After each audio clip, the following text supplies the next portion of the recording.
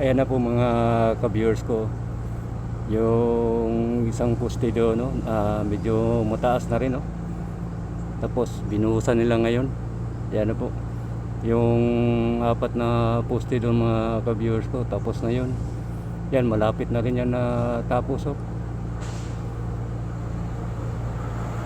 Ayan po mga ka-viewers. Saka itong daanan dito, may poste dyan sa halos sa kalahati, nasa gitna. Kaya naggawa sila ng panibagong daanan para dyan na magdaan. Yan mga ka-viewers ko.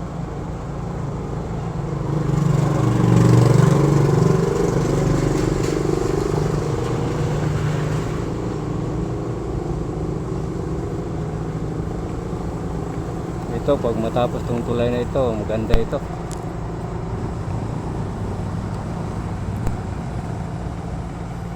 Yan, at saka dito sa loob, yan na po mga ka-viewers ko. Yan, may poste na dyan. Bali, dalawa yan.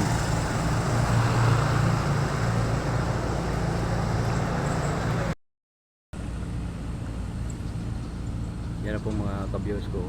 Yan, ginagawa na nila yan, eh. At saka ito, pataas na rin ito.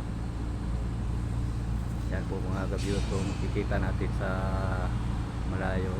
Dito lang tayo kasi parang bawal na doon sa malapit. Okay, punta tayo sa kabilang area mga ka-viewers ko.